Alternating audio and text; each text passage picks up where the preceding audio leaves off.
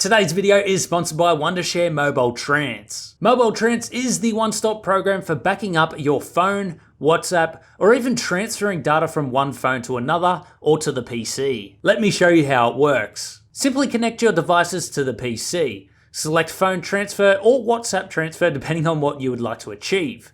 Select the source and destination and the data you would like to transfer. WhatsApp messages can be backed up to the PC and then restored onto a different phone. Select restore to a device and then select backup and the device you would like the information on. It's that simple. Wondershare Mobile Trans have an awesome deal for Designs by FR viewers. By using the link in the video description, you can save up to 30% off. Now this is their 2020 Christmas sale, so you need to get in quick before the deal ends. So what are you waiting for? Go check it out, link in the description, and a big thank you to Wondershare Mobile Trans once again.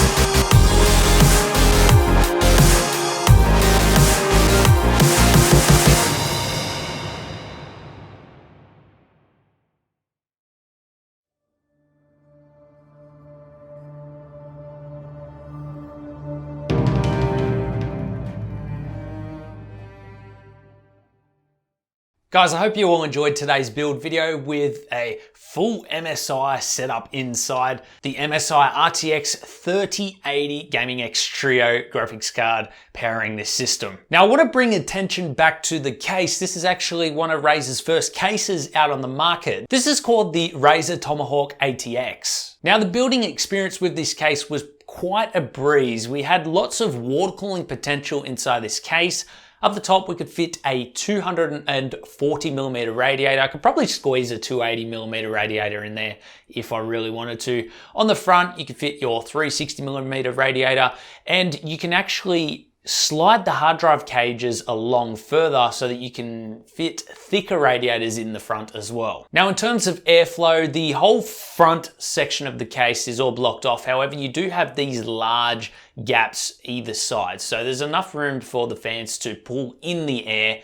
Perhaps making the front a bit open might have helped it a bit more, but there is enough airflow to keep it nice and cool, and we did see that when we tested the temperatures. I also really liked the front-facing compartment, which was part of the PSU shroud. So you can open that up, easy access to hard drives and into the inside of the compartment. So super easy for, changing those hard drives without actually having to mess with the cables at the back. Anyway, guys, that does it for me. I hope you all enjoyed the video. Let us know if you want to see benchmarks in our future builds. And if you would like to support us, our Patreon and YouTube channel membership links are in the video description. Become a part of our Discord. We are wanting some more members over there to chat with, especially after PC build videos. If you have any questions, it's also a good place to catch us over there. Also, if you do have any further questions for me, feel free to leave a comment down below and I'll do my best to get to those. Thanks for watching, guys, and we'll see you all in the next one.